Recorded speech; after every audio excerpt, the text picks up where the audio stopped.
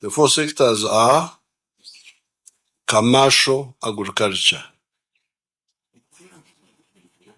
If you produce crops for money as well as for food, you will create wealth and get money. Commercial agriculture is of maybe three types. You can have the small scale, the 4 acres model, because I had people asking about it. 4 acres model is for the small scale, the ones with small piece of land.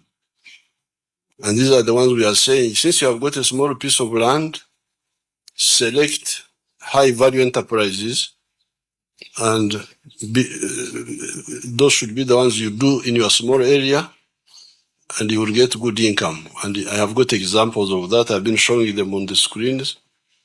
People earning billions of shillings. Like if you can have time and visit Joseph Ijara of Serere, of Asangwa, of Kamuli, you'll see people earning billions from 2 acres or 2 acres of land. Then you can have medium large scale agriculture, commercial agriculture, because this is where your people Africans were behind, because they were producing, but producing only for consumption, for home consumption, or only working for the stomach, what they call subsistence. This is the one with the campaign. We want everybody to work for the stomach, but also for the pocket. That's why we say commercial agriculture. So small scale commercial agriculture, 4 acres or less, medium scale, and large scale. There, because you see the country needs all these products. For the small scale, we have recommended 9 enterprises. We have recommended coffee, fruits, zero grazing dairy cattle, food crop, piggery, poultry for eggs, fish farming, cocoa, and palm oil. There, even if you have got 1 acre, you will get good money. But then your country needs other crops, needs other products. We need cotton. We need maize. If we don't have cotton, what shall we put on? We need clothes. We need maize, because maize is low value, but needed in all animal feeds, for starch, for industries. We need sugar cane for sugar. We need tobacco, those who want to die from cancer. Those are low value, but needed by the economy. So therefore, we need the large scale producers who produce on a large scale, and although they are getting a small per acre, because of scale, they get good money. So that is sector 1, which all of you must know, Gen Z or non-Gen Z.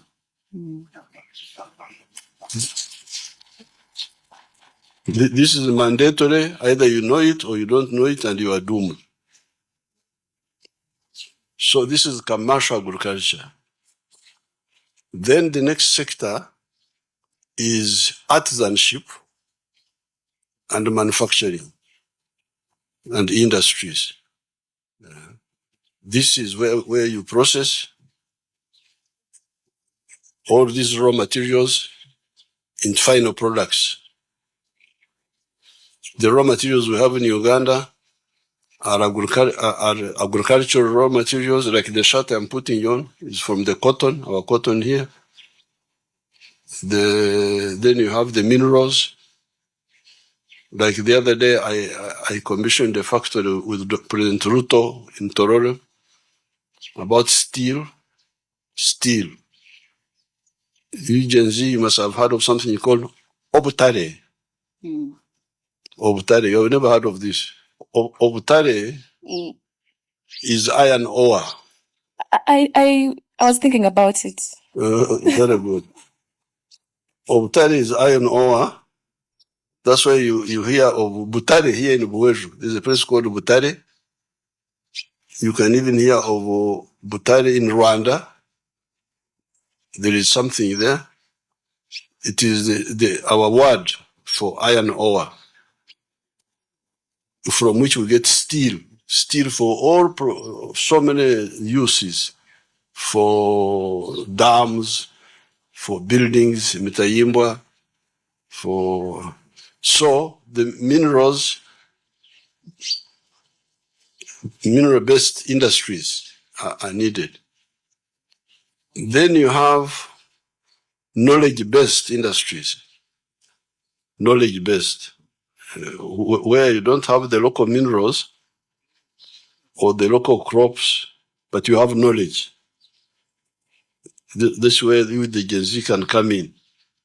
Knowledge, innovation, computers. Computers are, you put a number of things together and you create a product. But all of them under manufacturing. All of them under manufacturing. That is the second sector. Whatever you do, in the last 400 years, this is the path to modernization. Then the third sector is services. Services. Ubuwereza. Services like hospitality. Me here, I am a wealth creator. I produce milk for you people. So you need milk, I am here. I give you milk. I give you a product. I produce beef for you. I produce bananas for you.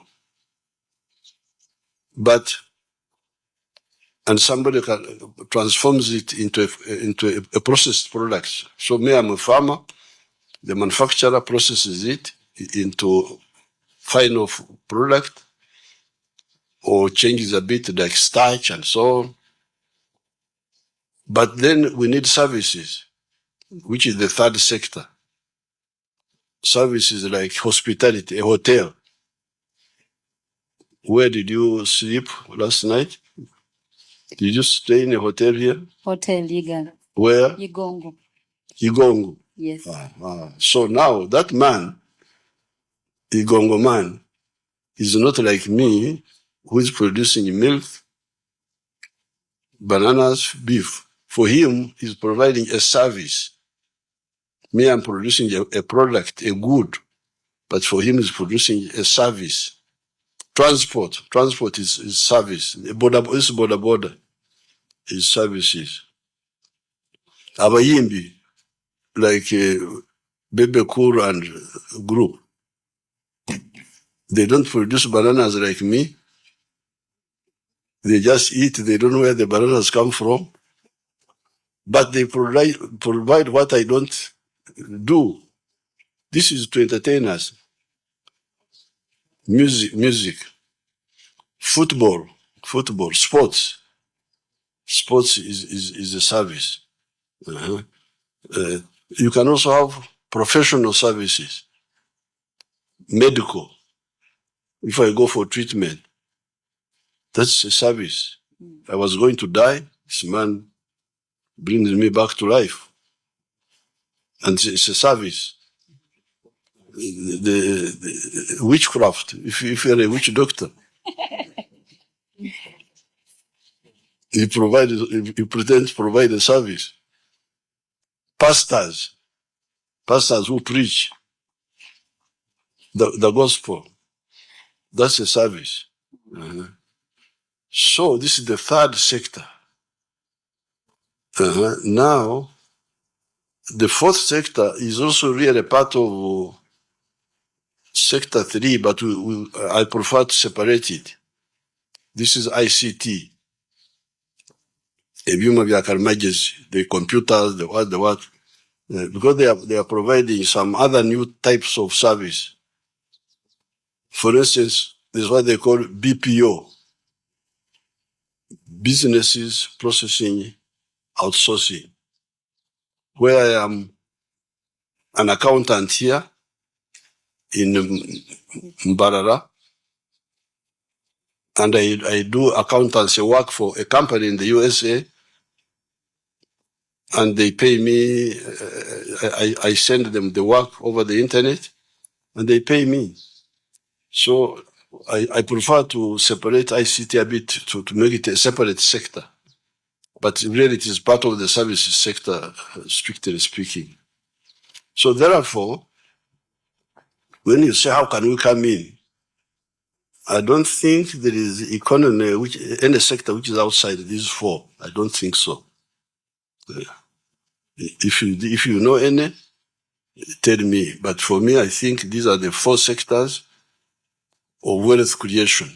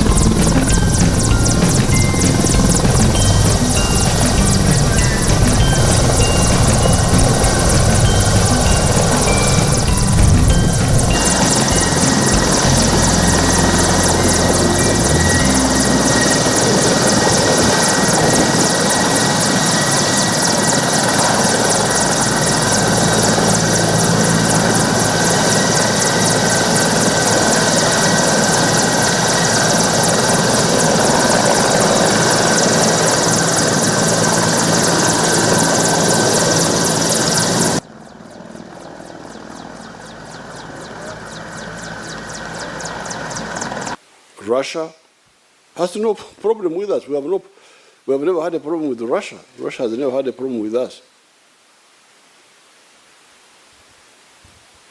And they want freedom in their own area. So our interests converge. So I'm very glad that I want to congratulate President Putin for stabilizing Russia and strengthening it again.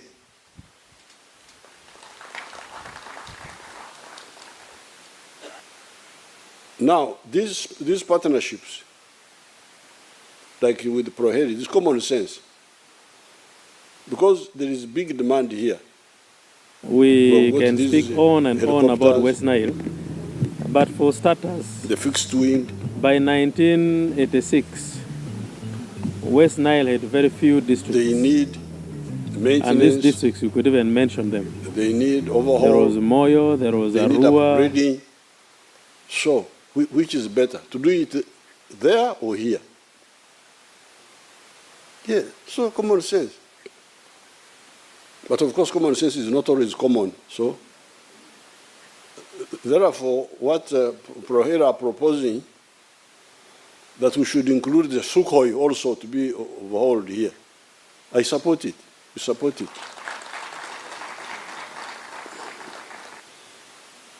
So this is convenient for everybody, but also better economics. Because our labor costs here are lower. Those engineers, they're highly trained. Our education system is very strong. So those engineers are well trained. But they are not as expensive as the ones in Europe.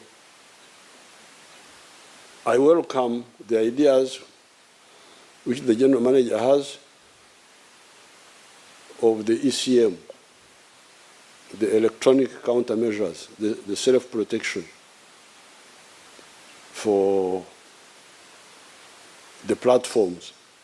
Very good. Very good. To defend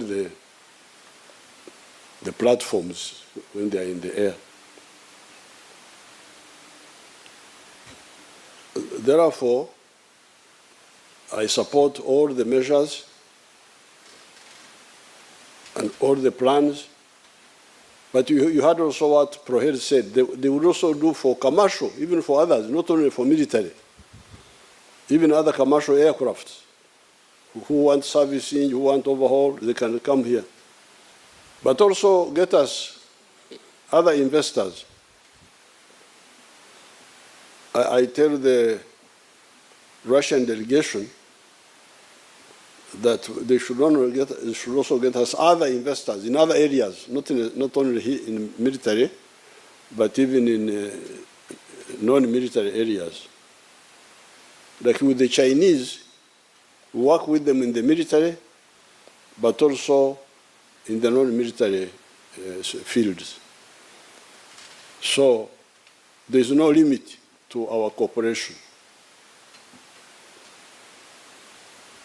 I thank the Russian government for not objecting to our cooperation and supporting it, and I thank our own side for enthusiastically taking advantage of this goodwill and building this capacity here.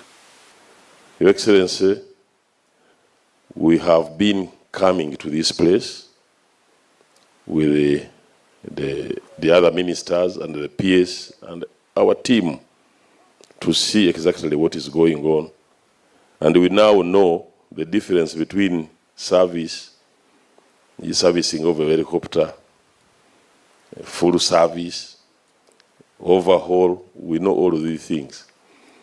We have also known that you can upgrade an asset, the helicopter, or another aircraft. We have been here and we have seen what these people have been doing. Your Excellency, with this facility, we are now able to offer technical services for sustainment of our air assets of the Ministry of Defense and other clients within Africa and beyond. Indeed, they are already showing interest. For us who have been moving around, they have been asking about this facility. And Your Excellency, remember the guests that you've been guiding us to send here. The President of Mozambique came here. The Minister of Defense of DRC came here. The Chief of Defense Forces of Mali, he came here. And the Chief of Defense Forces of DRC, represented by one of his officers, they have been visiting here and they are getting interested. I hear even Brazil is getting interested because it is becoming more difficult to take these aircrafts of Russian make to where they were repairing them before. Air Forces has been overhauling helicopters, and it would take about 2 years minimum. And like the MD-NEC told us 1 year and 3 months would be a record time for the first time. So I want to believe that the follow-up helicopters may be done in less than 1 year. Come over and commission into flight the first overhauled helicopter on the Ugandan soil. And I'm told the first Russian-type helicopter to be overhauled on the African continent south of Sahara. Permit me, Your Excellency, to just point out that by carrying out the helicopter overhaul here in Uganda, we have, among others, achieved the following.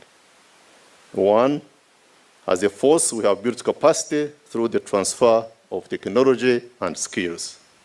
Secondly, sir, the Ministry of Defense has made some financial saving. For example, the now almost $2 million return trip to facilities abroad where we used to overhaul these helicopters, and the costs of travel and other expenses of the Air Force personnel to those facilities has been saved.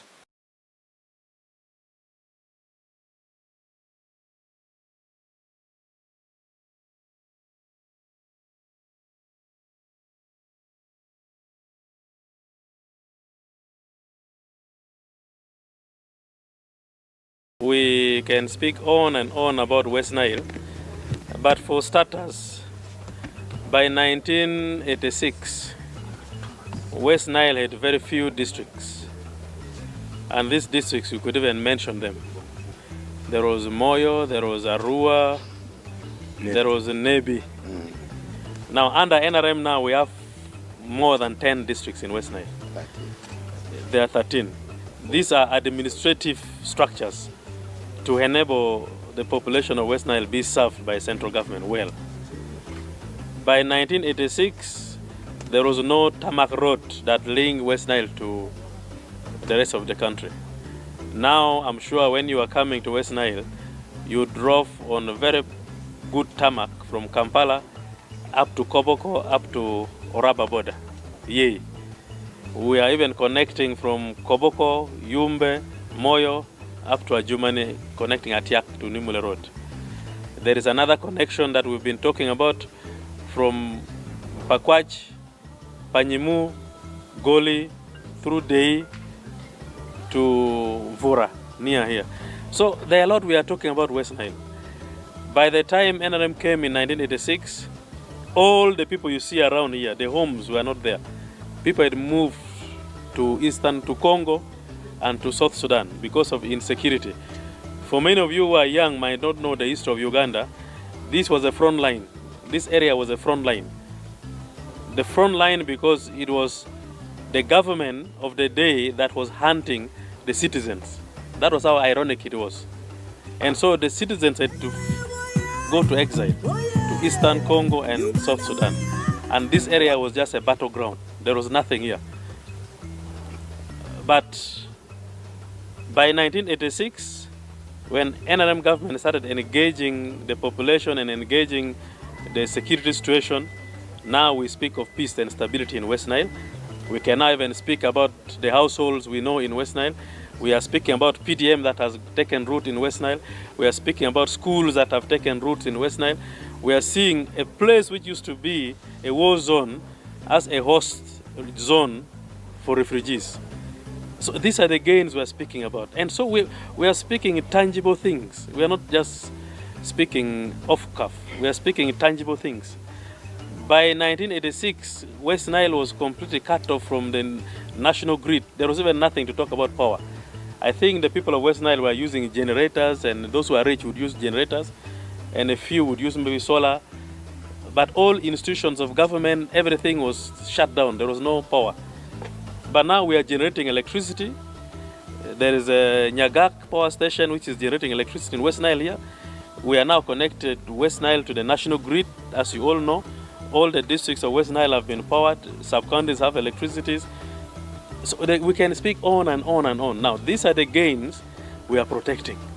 That we do not want any amateur to come and mess up the foundation we have created for West Nile and Uganda at large. And if you don't know, this election is about protecting what Ugandans have been able to achieve over the years. In all the regions, we can speak about what we are speaking about in West Nile. Ours is not a campaign, ours is a celebration.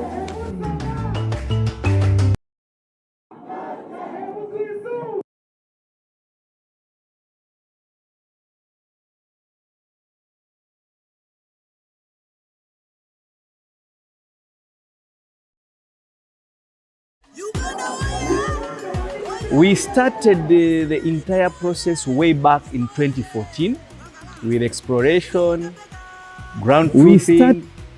We drilled, quantified, and after that, we realized the potential was good, and the volumes that we discovered were quite enough for such an investment to take place. And after that, we embarked on looking for the right partners to partner with us so that we can change the face of Karamoja with an industry or an establishment that is worth the reserves that are in Karamoja. That's why we managed to build a $300 million factory in a record 2 years. We did groundbreaking September 2023, and here we are, October 2025. The plant is at 80% ready, and we want to assure Ugandans and everyone viewing us, come January, the first bag of cement from a factory built in Karamoja with material from Karamoja will be in the market. And to add on,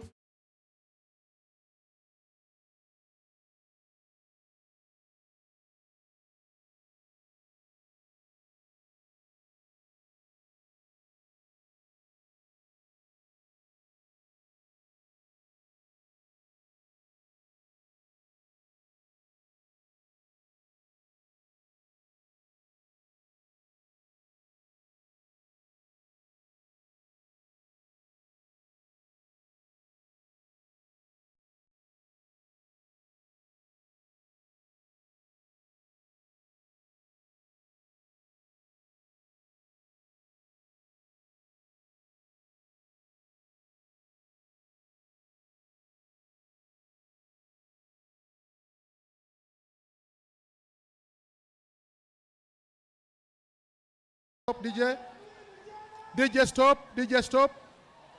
Your Excellency Transo Kulaba mu Mityana district flag bearer for NRM ate you are welcome. Your Excellency tukwaniriza nnyo. Your Excellency Transo Kulaba President wa Uganda ate nga President w'eggwanga flag bearer for NRM national anthem ate you are welcome. Your Excellency tukwaniriza nnyo. Your Excellency Transo Kulaba President wa Uganda ate nga President national anthem.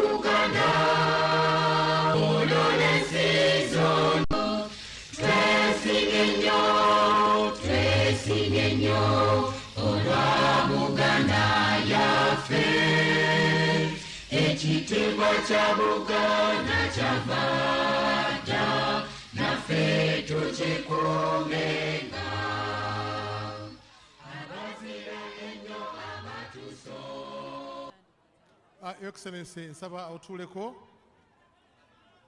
nsaba bannaddiini mujje mutuwe essaala.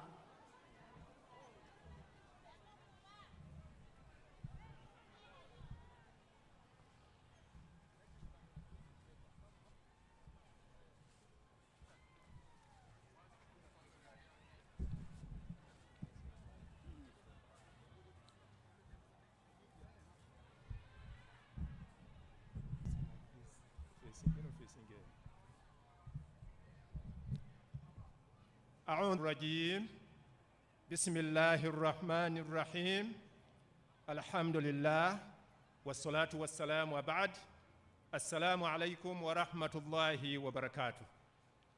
أي مكما كتوندا tusooka kwebaza obulamu obulungi bw'owadde His Excellence the President n'obukulembeze obulungi obubwenga omuntu ne gavumenti.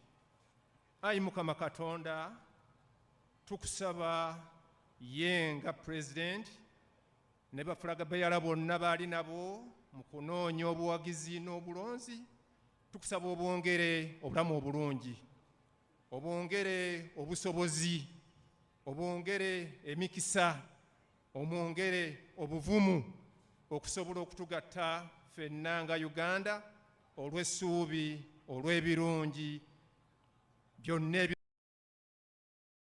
ebisuubirwamu otugattire ku birungi by'enkulaakulana. Ayi Mukama Katonda tusaba okkirize okusaba kwaffe.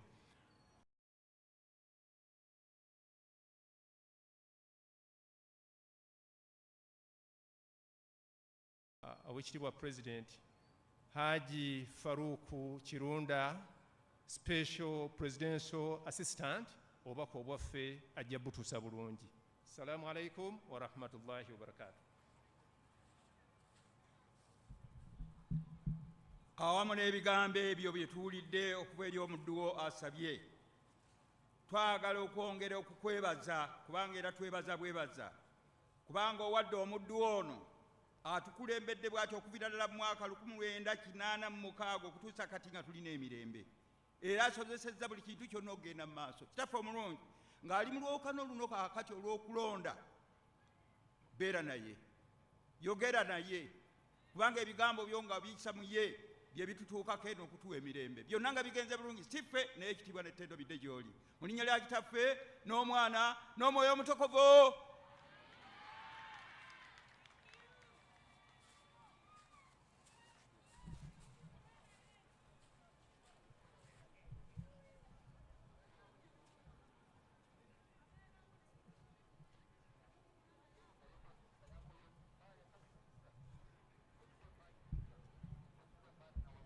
Your Excellency, tusanyusa nnyo okulaba Mityana District. Your Excellency, ono mutabani wo Nseegumire Kibedi, omubaka wa Parliament wa Mityana North County, ate Vice Chairman wa District ya Mityana. Tusanyusa nnyo okulaba Your Excellency, era njaba okkirize olw'obufunda bw'obudde mpite Secretary General ajje atwale ate mu maaso. Webale nnyo Your Excellency, tusanyusa nnyo okulaba.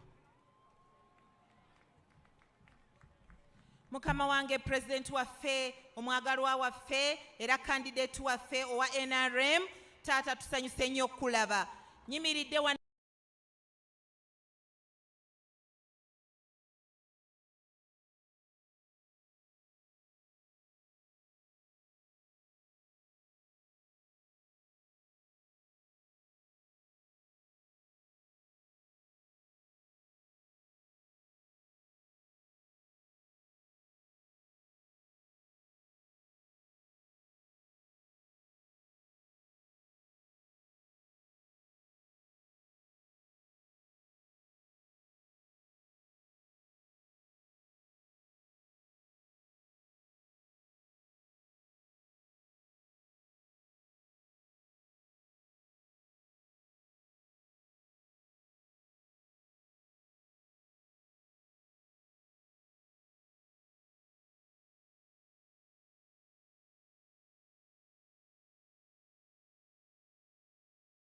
Masogo Nkulwa Secretary General waffe akutumidde nnyo nga nze Dr. Rosemary Nansubuga Seninde Ssaabakunzi wo owa NRM.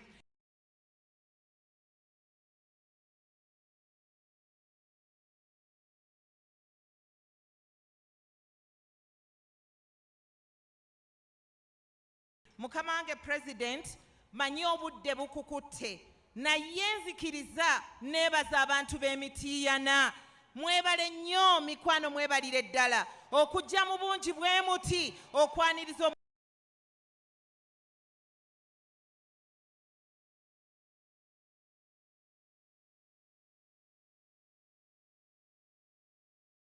omwagalwa waffe President Yoweri Kaguta Museveni ne mujja okumulaga okwagala naye okusinga ennyo okumulaga okusiima kwammwe olw'ebirungi byakoledde eggwanga daddala ng'atukuumira emirembe. Mukama wange President, program tegenda kuba mpanvu. Tugenda kwaniriza ssentebe wa NRM ajje ayanjule ebyo ebikwata ku Mityana n'oluvannyuma nja kuyita Oweekitiibwa Vice Chairman waffe owa Central ajje Oweekitiibwa Kasolo ajje ayite Alhaji Moses Kigongo omumyuka wasooka ajje okutukuyitira okwogera. Naye nga sinnakola ekyo Mukama wange nzikiriza kijja kuba kya bulyaz'amaanyi mu ddakiika emu yokka nyanjule ku bantu abamu abali wano. Mukama wange nsaba okwanjulira bakama baffe abaseeke nga ntandikira ku Oweekitiibwa Alhaji Moses Kigongo akumyuka omumyuka wasooka. Njagala okwanjulira Honorable Kasolo Alhaji era nga y'oyo amyuka ssentebe owa Central Region. Bakama baffe tusanyusa okubalaba. Mukama wange nsaba okwanjulira ba ministers abali wano. Tulina Honorable Nabakooba Judith, Minister w'ebyettaka. Tulinawo Honorable Minsa Kabanda, Minister wa Kampala. Tulinawo ne Honorable Alice Kaboyo, ono nga ye Minister wa Luweero Triangle. Oweekitiibwa tulinawo n'abantu bo aba NRM.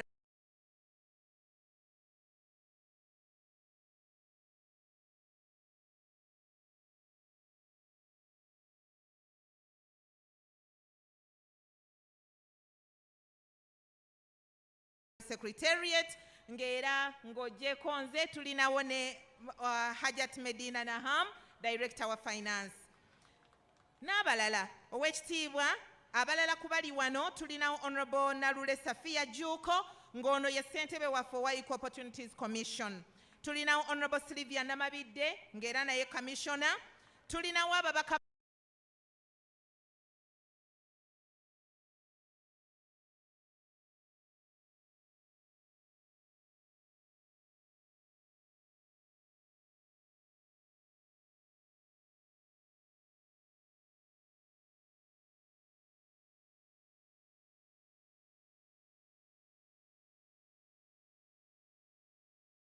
Parliament olw'obudde nzikiriza bomba yite bayimirire bonna mu kategori ey'ababaka ba Parliament muyimirire in a group omukulu abalabe taata be bababaka bo.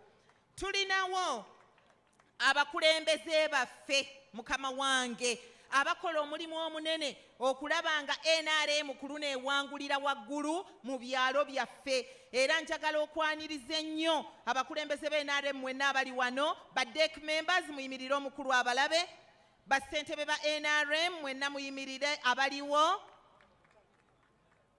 Njagala n'okwanjula abakulembeze abalala aba leagues eya entrepreneurship abakyala abavubuka bonna weebali.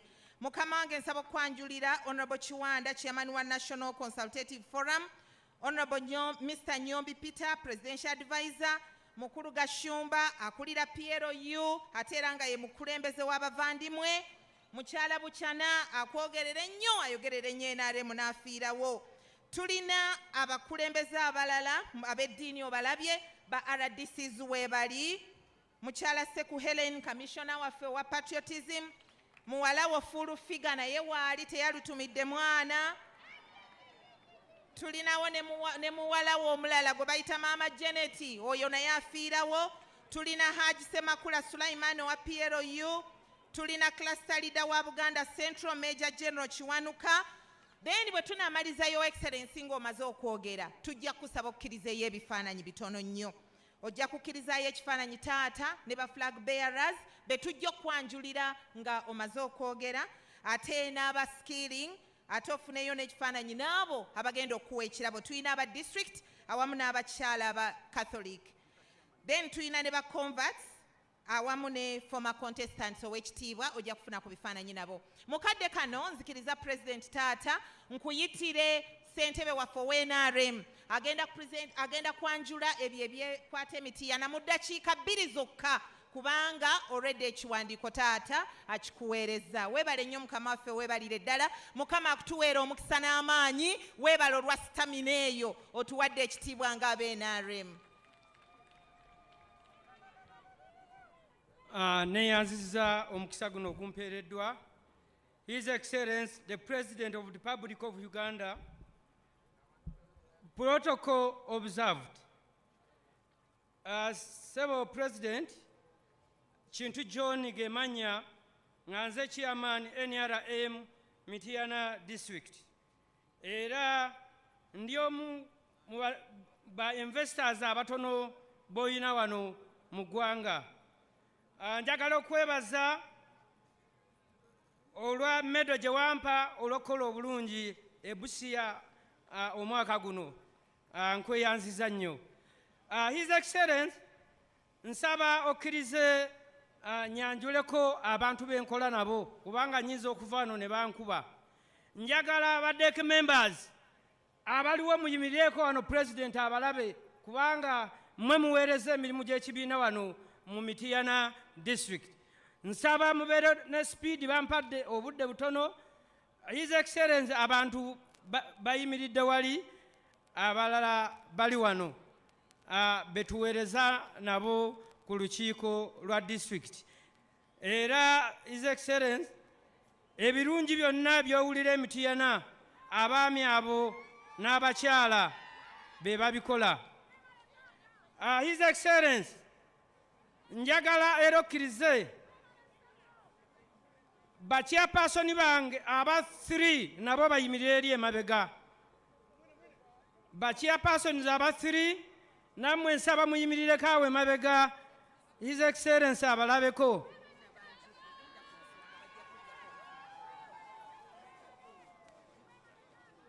Basebo ne banyambo njagala mukubemu akalulu nga mwebaza President okukkiriza abantu abo abalabeko. His Excellency njagala kubuulira ku composition ya Mityana Town. Mityana Town oba Mityana District eina municipality. Tukwebaza okubeera nti watuwa municipality era n'ogiwa byonna ebikozesebwa. Njagala okutegeeza His Excellency tuyina amagombolola 17.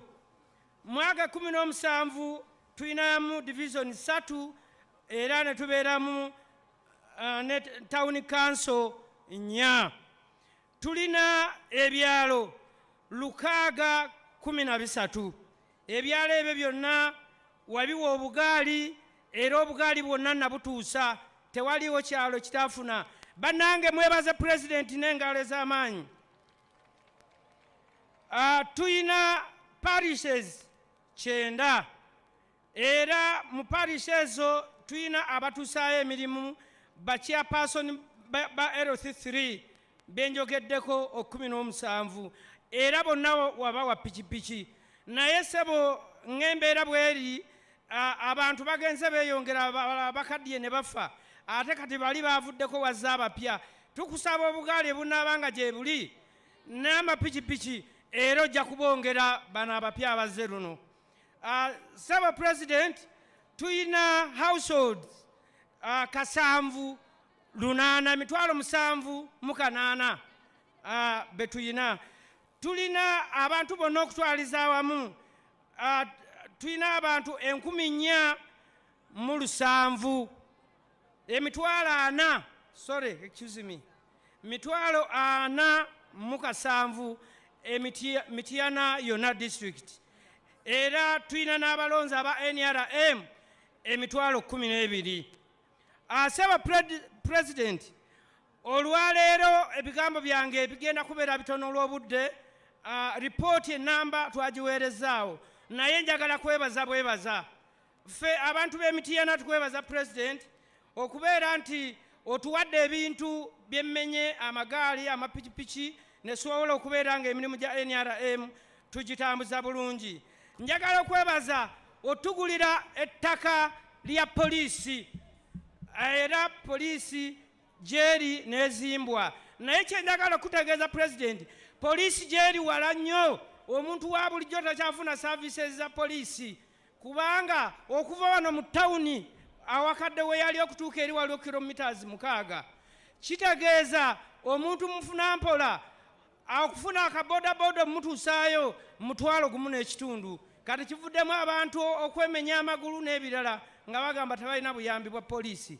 Kyensaba His Excellency, poliisi ekomewo wano awakadde kubanga ettaka eryo lirina acres 10 ate wazigula.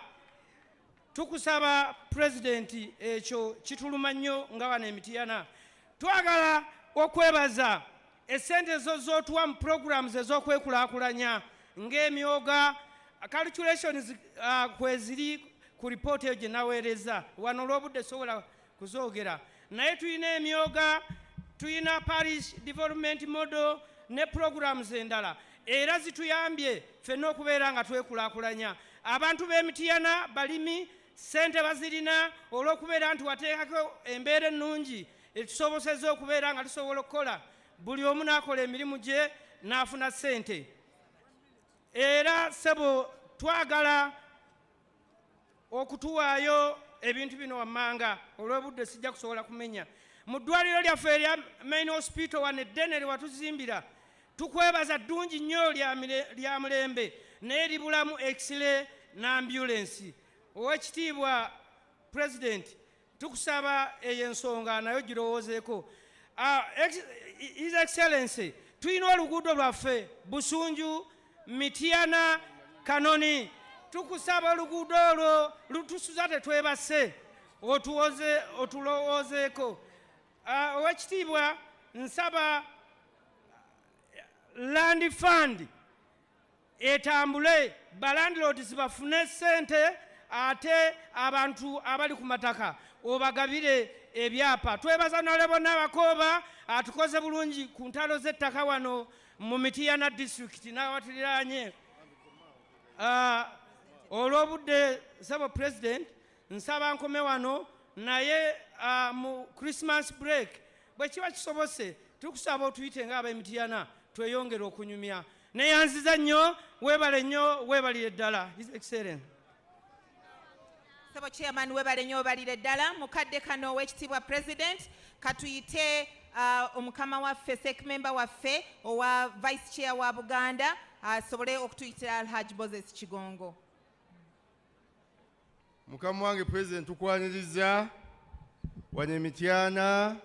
Bannamityana balina ensonga nnyingi. Chairman nga bw'akusabye, bw'onoofuna akadde mu busy schedule, bw'onooba osiimye bajja kujja bongera okuttaanya ensonga zonna.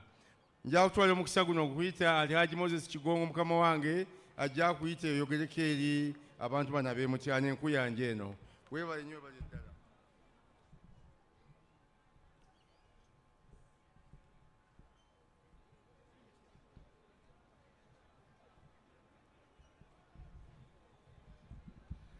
So, Ekitiibwa President wa Uganda era chairman wa our movement, tusanyuse okwaniriza mu Mityana wano.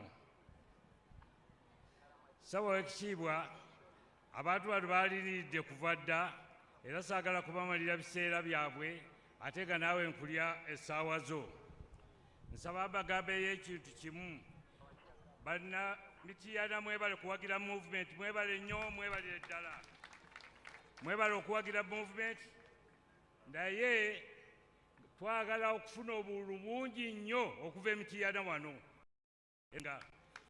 Naye okusobola okufuna obulungi, tubeere n'empisa nnungi, tweyise bulungi, tumanye ekyo okulonda bwe kuggwa, be tuli nabo tusigala nabo mu mirembe. n'olwekyo saagala kumala biseera mumanye emirembe gino okugikuuma okubaawo kyamaani waffe yakikoze NRM ekuumye emirembe. Owekitiibwa President, saagala kumalira biseera, nsaba nkozesa akakisa kano nkuyite ojje oyogere eri abantu bano abaakulindiridde okuva ku makya. Your Excellency.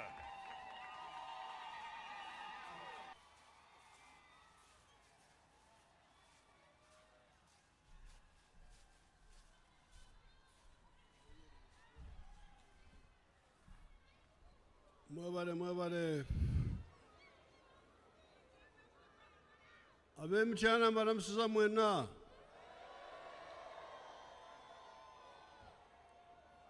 Vice Chairman wa NRM Haji Kigongo, Vice Chairman wa NRM Central Haruna Kasolo, abakulembeze abalala bonna, namwe mwena abana Mityana. Nze wano n'abakulembeze abalala ba NRM okubanjulira amatofaali 7 NRM getadde ku nyumba ya Uganda mu myaka 4 egiyise. NRM yatandika dda emyaka egisinga 4 naye eriye mabega tetujogedde ku manifesto, twogedde ku myaka 4 goka ag'okumpi. Etafali ly'eddembe. Eddembe eryo mulumanyi mwenna. Eddembe kubanga eddembe eryo muwulira ebiri mu nsi za Afrika n'ez'ebweru, waliyo obutali butebenkevu bungi, naye wano tuli mu mirembe. Ogwo mulimu gwa NRM gwekoze mu nsi yaffe Uganda. Etafa eryokubiri enkulaakulana. Enkulaakulana erina enjuyi 2, waliwo oludda olw'emisingi y'ebyenfuna awali enguudo, amasanyalaze, amazzi. Kati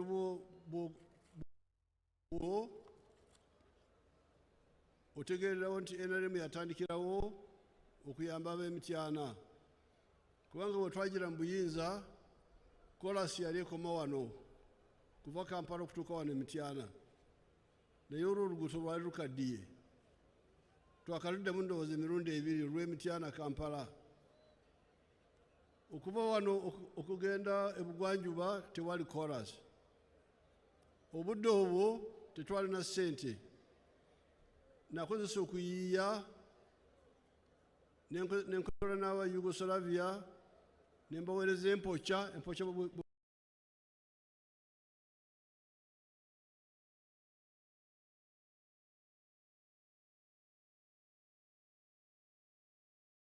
ziyita mu Luganda empokya kyekimu.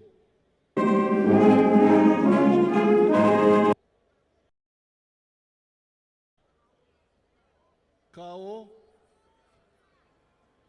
soya oluzungu, soya luzungu. Nakozesa soya okuwanyisagana n'aba Yugoslavia batukola oluguudo okuva wano okugenda mu Bende.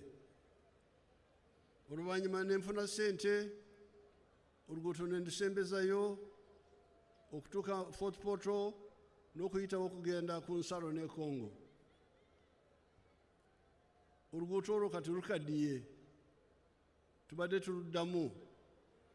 Tubadde n'entegeka okukola oluguudo lwa. Get a boost with Corp Bank MSME financing. Cooperative Bank. We are you.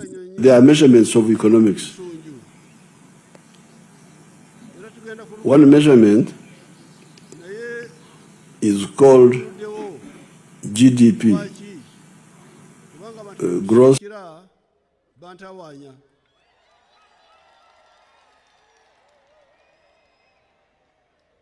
kubanga nga bwe mmanyi nze ndi muyeekera ennono y'abayeekera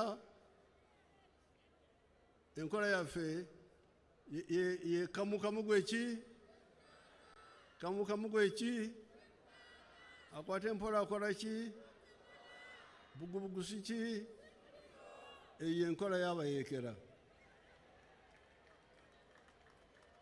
naye bano abantu bemutusindikira najja kulya bali abantu awanya banajja kulya bamulya byengedde bantu awanya kubanga bakwata kino bakwata kino bakwata kiri kati wetutuuka okujjula okugabula bantu awanya kati munsindikira abantu abawuliriza okuwabula kwange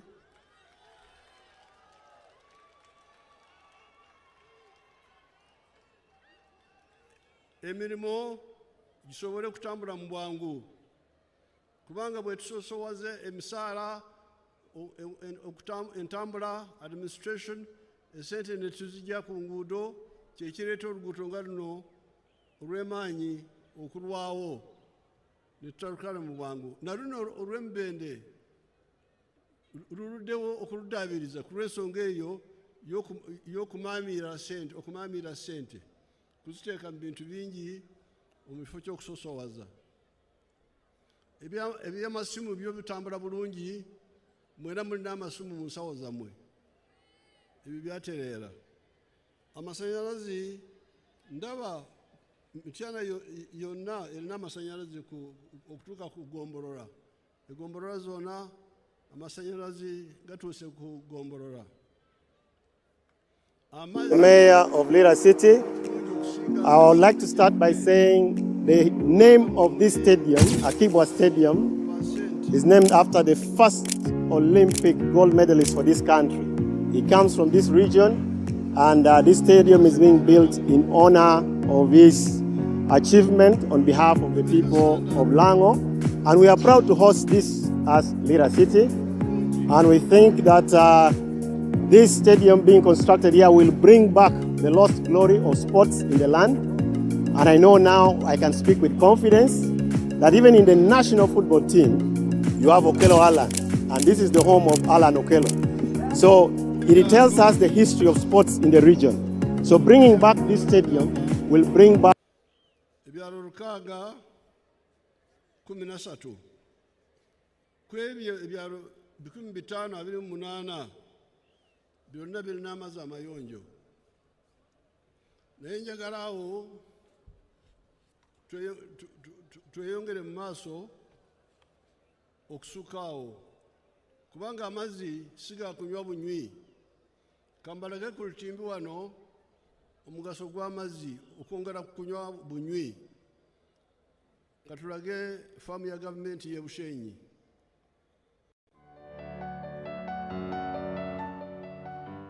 This is where our model plantation is. Plantation which you've heard, we've already gone beyond 50 tons of yield per hectare per year. Matoke is very important.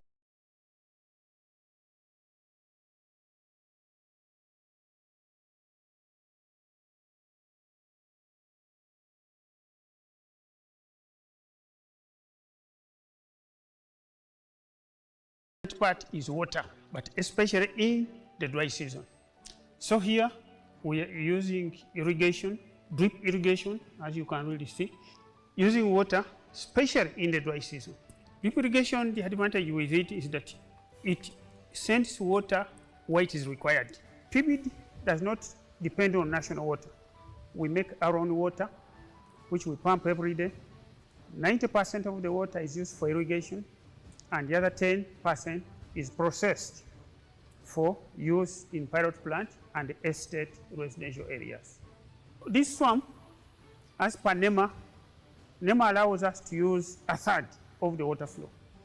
But in the dry season, we even just use 12% of the water flow. So there is still enough water which we can pump. We've already finished the feasibility study to distribute the same irrigation water to the farmers, mainly along the water pipeline. So the structures you are seeing here are mainly to do primary filtration of the water. You have seen the color of the tetulina budde okuwuliriza obujulizi bwonna naye eyo faamu ya gavumenti ekulemberwa omunasayansi Dr. Muranga tukozesa okufukirira ebitooke n'ebigimusa kati enkungula yaffe eri tukungula mulaba amatooke agavaayo tukungula tons 53 buli hectare. Abanyankole abatuliranye namwe abalala mwenna Abannayuganda abatakola kye tukola mwe mukungula tons 5 ffe tuli ku 53 mwe muli ku 5 hectare emu omwaka. N'olwekyo bwe mbadde mu bbanga ndabye tulina ebitoogo bingi wano mu Mityana, Kasanda, Mubende. Ebitoogo ebyo njagala mu bikuume tujje tukole nga kiri kye twakola e Bushenyi. Mulabe ekitoogo kiri. Komyawo ekitoogo kyaffe.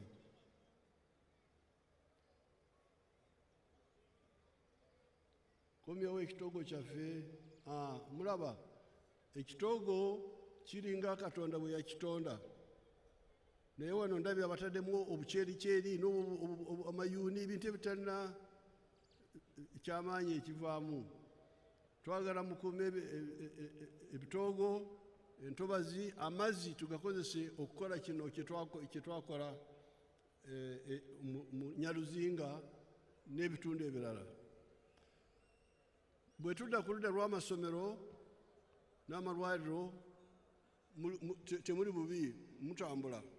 Amasomero gali wano ngalabye n'amalwaliro. Ebyo byonna biri mu kyenkulaakulana nyanguya kubanga enkuba etuleetedde okukeererwa katuyite mu byangu. Katuleeta effaali lyokubiri enkulaakulana. Oyinza kwebuuza ku lwaki oluguudo lwa Mbende, Mityana, Fort Portal, NRM yasooka okulukuba kolas. Tewaliwo gavumenti endala zaaliwo naye tezaalina busobozi okukola ebyenkulaakulana. Awo oyinza kugenda nsonga ku nsonga n'olaba NRM byeyonge amasomero zijjukira omwaka 58 bwe nali nva mu primary kugenda mu junior waliwo essomero lye bayitanga Mityana junior lyali likoma ku kyomunaana naye kati we ndaba wano mu fayiro walimu amasomero wano mu Mityana yokka walimu amasomero aga gavumenti ga primary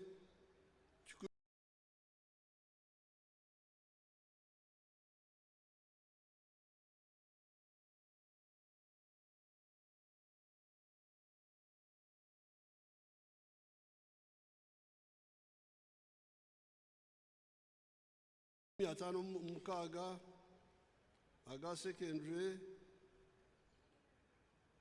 13 amasomero ate agamu ga A level. N'olwekyo bwe tugenda ku byobulamu ndaba wano mu fayiro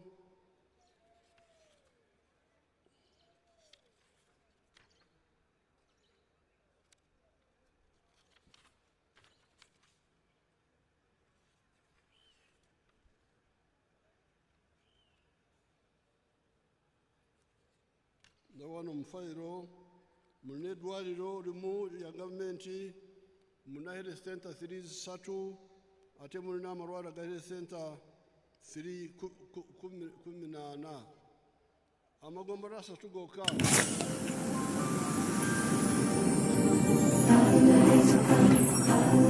Dawa,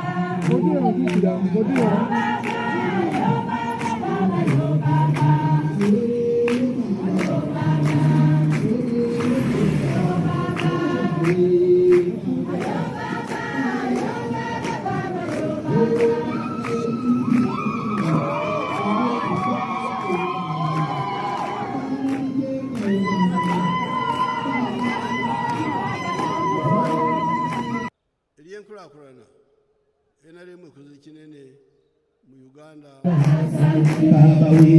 mu Mityana.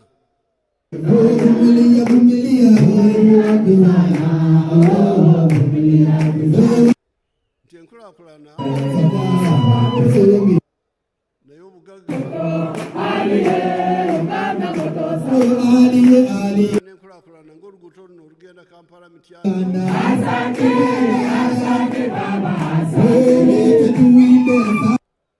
Omwaka 2007 Kampala okujja wano twali tuze ku mukolo gwa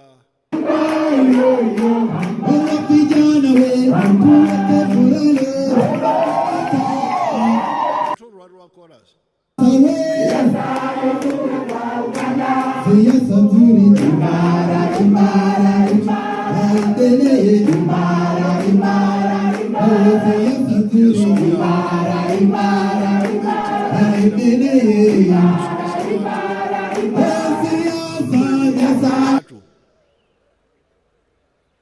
Bibiri namba emu kolera olubuto n'ensawo, tokola lubuto lwokka.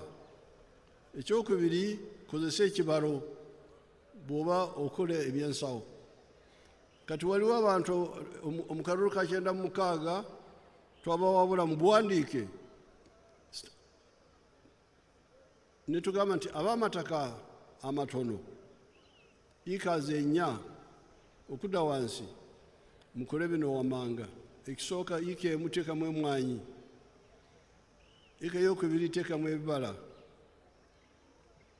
ika eyokusatu teekamu omuddo gw'ente, ika eyokuna teekamu emmere ey'awaka, emanju teekayo enkoko z'amagi, teekayo embizi bw'oba toli musiraamu, kumpi n'entobazi teekayo ebidiba by'ebyennyanja. Ebintu ebyo 7 wadde okoledde awafunda bigenda kuwa ssente mpitirivu. Kiruddewo naye abamu batandise okukwata enjiri eyo. Waliwo omusajja, waliwo omusosodooti bamwita Kiyemba, namusanga Busunju, kati olebe byakola Kiyemba.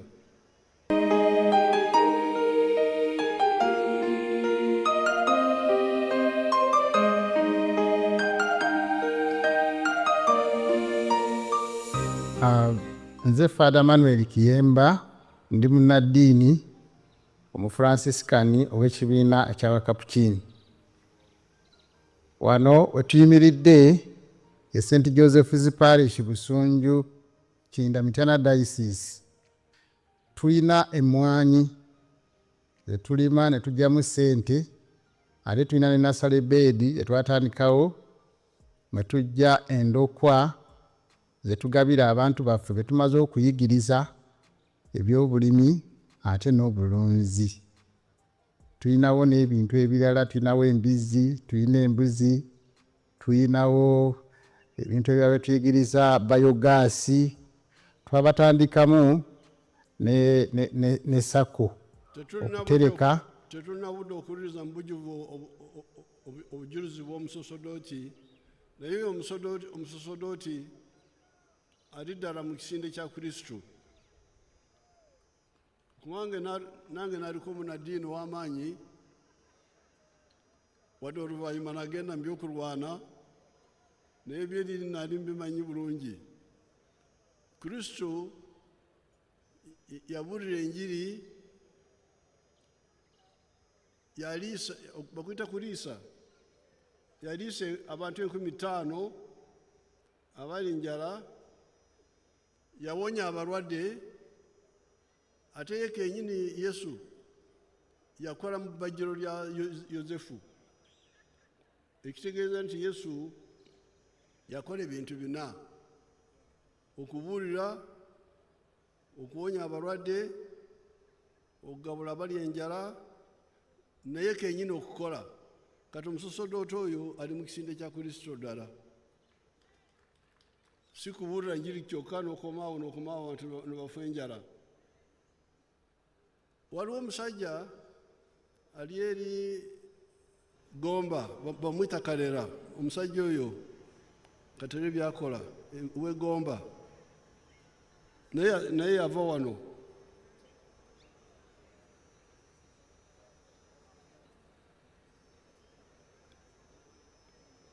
omusajja oyo Gomba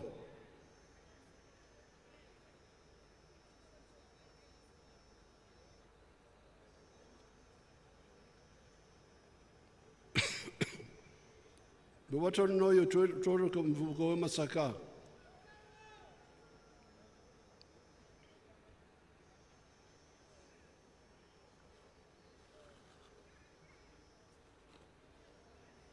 ow'e Masaka w'e Mwanyi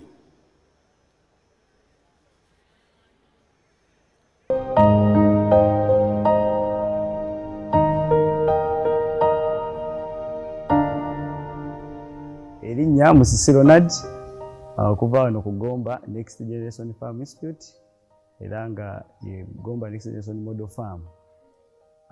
Nze farm manager. Faamu eno yatandikibwa omwami Kalera Philip era nga ye yawangula empaka z'omulimi asinga 2 eziterekebwa Vision Group mu ggwanga lyonna.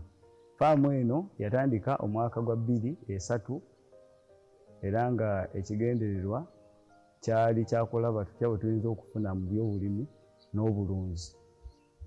Twatandika nga tulunda ente ezaffe ennansi oba ze tuyita Enyankole paka mu mwaka gwa 2018 bwe twalaba nti ettaka lye twalina obunene bwalyo eka 405 amagoba ge twajjangamu otunulidde value y'ettaka nga tegenkanankana na capital oyo ali mu ttaka.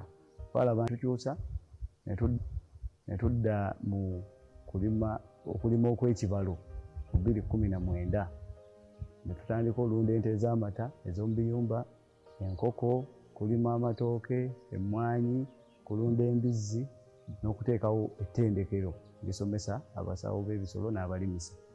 Twatandika ettendekero lino erya Gomba Next Generation Farm Institute okutendeka abavubuka. Twakizuula nti abavubuka bangi baagala nnyo okwenyigira mu byobulimi n'obulunzi naye nga babulamu obukugu obuli practical kyetwandiyise hand zone. Nti twakizuula nti abavubuka bangi bafuluma mu matendekero ag'ebyobulimi n'obulunzi naye nga balina theory mungi naye ng'okukwatako okukola faama kikyayagala oba yekenyi kyayagala okwekolera nga tebakimanyi.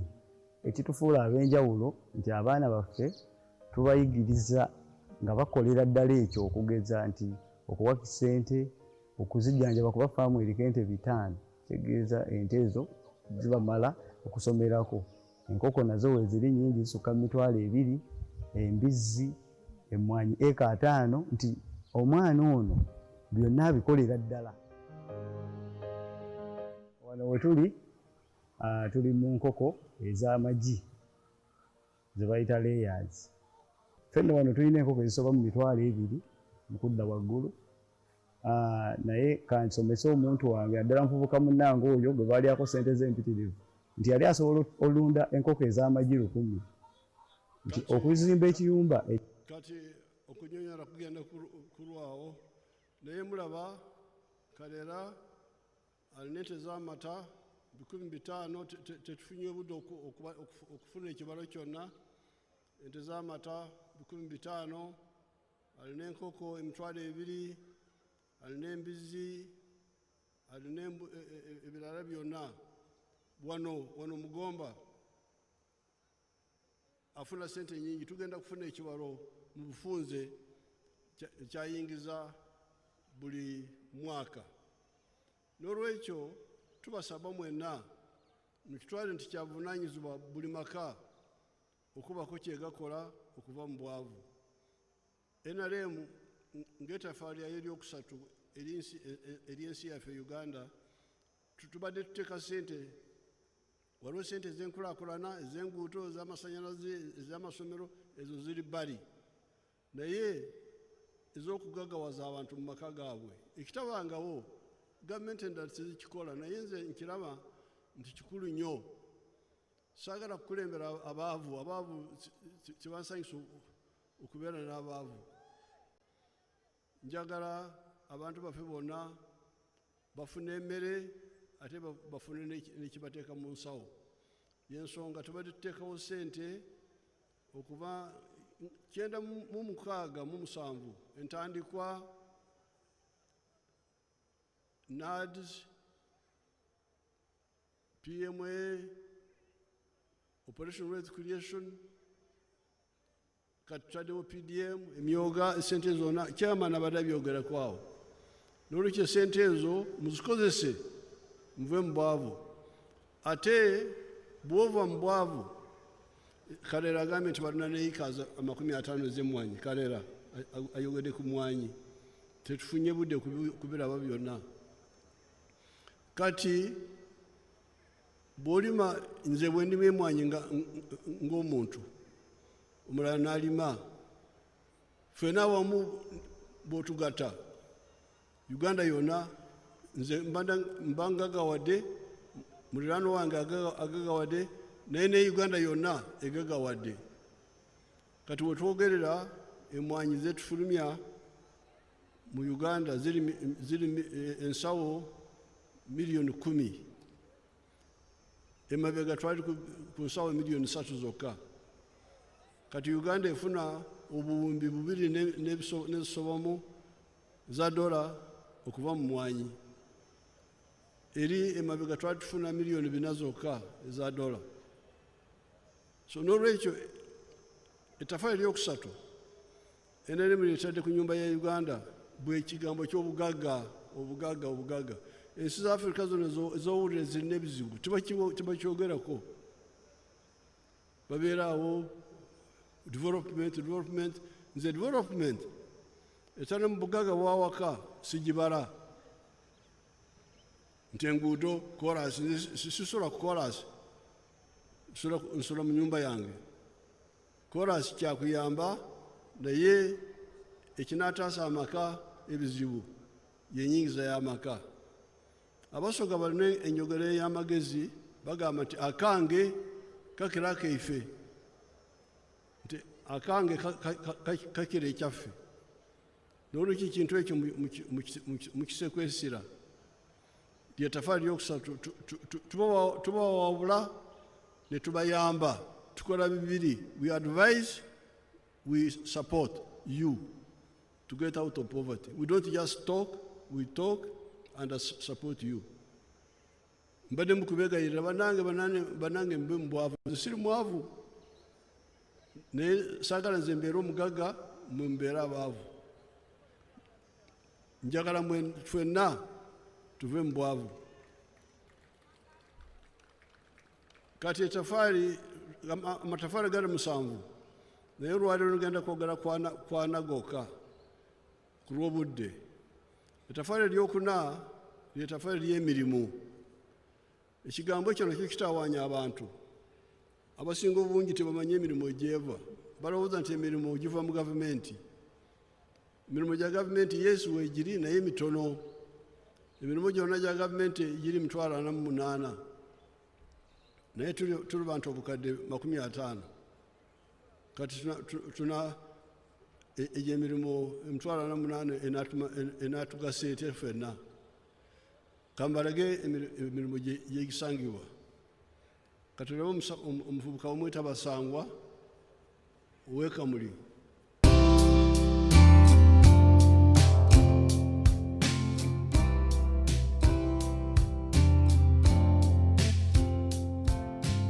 Nze Basangwa Johnson, Managing Director wa Jaka Poultry Farm. Jaka Poultry Farm eyaganibwa Bukwenge, Kamuli Municipality, Kamuli District. Mu 2007 twatandika obulunzi nga tutandikira mu Kamuli Town Council by then mu plot yali 50 feet by 100 feet. Ezo futi 5 ku 10 eda itaka. Tutandika tutya? Twali nga tulina ebyobufuzi wano mu Kamuli nga waliwo ensonga nga chairman wero C5 omugenzi Kawuga bamwidukira Katonda mu ekyumulo eky'emirembe nga bamutwoyiremu abantu bangi abatamu application nga bali kwenda okufuuka ba chairman ba 5. President yaida yatulungamya yakuba ati bana abantu mwena temusobola kuba ba chairman ba 5, aye abantu mujje mukola emirimu egindi ng'okulunda yayogera kulunda embidi okulunda enkoko byona yabyogeraku nze napikinga mu ekyokulunda enkoko n'atandika efaamu mu 2007 n'enkoko 5 saawa dino wendogerera ku faamu kuno tiize mabega ntambwire President yaida yankyalira mu 2010 nga ndina enkoko 5,000 yasanuka ino saawa dino tutambwire tulina enkoko 1,000 tufulumya amagi eturo 2,000 buli lunaku eturo 2,000 divaamu miliyoni 2 buli lunaku omwezi diba miliyoni 6 omwaka tuba tuli mu biliyoni ze 6 n'ekitundu etuba tukolaki tuyingiza so tuwulirisa omulamwa gwa president okuva ku kiseera ekyo twakati katukigiireku president yabaire musanufu ino ku bintu byenkoze era nga buli kaseera nkyekingaku wendogerera kati tulina abakozi 300 betukozesa kati Basangwa obujulizi bwe butuyambye ku bintu bibiri okusooka agumizza kiri ekyange kyembagamba mugagawale nve mu bwavu Basangwa yali mwavu yalina obugaga bwe bwokka bwali ka plot mu Kamuli Town Council ka fuuti 5 ku 100 bwe bugaga bwe yalina bwokka abalala kazo 2 yakazo 10 ye yalina akaplot ka fuuti 5 ku 100 naye baali bakayenera ekifo kya LC5 bagala kutingana nga bino byemuwulira abantu bagala kutingana ku bifo bino nagendayo 2007 okuva nze nali neerabire n'okwerabira naye bwe nagendayo nabagamba nti banange bibye muliko mubuze ekifo kya LC5 chairman kifo kimu muli bangi mwena temusobola kubeera ku kifo kino mukole ebirala mukole bino byembadde mbagamba buli kiseera emwanyi ebyo byonna nga bwabadde agamba kati omusajja oyo mugaga buli lunaku atunda tray z'amagi 2,000 buli lunaku ayingiza miliyoni 2 omwezi miliyoni 6 omwaka Basangwa esente zimutabudde omutwe takyabala n'okubala bulungi yagambye nti obuwumbi 6 naye buli buwumbi 7 mu miliyoni 200 naye ate atongedeko ekirala obugaga bwa Basangwa kati buzadde emirimu 300 eri abannayuganda abalala eki kiraga ki enkwatagana eri wakati w'obugagga n'emirimu ensi zikulaakulanye zemuwulira America wawona abakozi emirimu egisinga obungi giri mu private sector chairman wamu agambye nti investor oba akola ki chairman okola ki oli mugagga wa kika kijjangu otubuulire wano twesimba okufuna chairman omugagga Sebo President nze ndi mutandisi wa Mityana Institute of Nursing and Midwife Mityana Agrovet eri essomero olinamu abaana bangi era n'abamu bakola ku faamu yo nga Asimwe Nathan oyo mwizi wange era wamu omulimu ndi mu business ey'emmwanyi ndi mu business ey'amafuta era n'ebyokulima n'obulunzi omugagga ono akozesa abakozi bameka tuwa obujulizi omugagga ono so nkozesa abakozi nga 2 okay kati muwulidde chairman bw'obala emiruka eri mu Mityana tewera ab'emiruka w'omuluka omu Katonda akozesa 2,000 chairman wamu webale n'olwekyo kati kambalage muwulire ebya chairman obugagga bwe buzadde emirimu 2,000 oba Basangwa buzadde emirimu 300 kambalage amakolero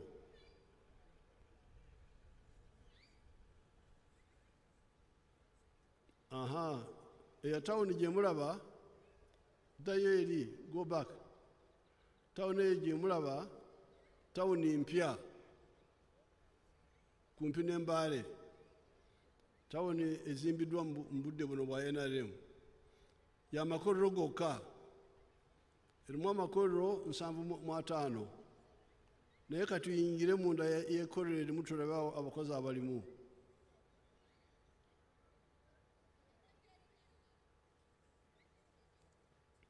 kati laba abaana abakola mu kolero erimu bwe liki laba kati amakolero ago 75 gakozesa abaana omutwalo gumu mu 2,000 katugende Namanve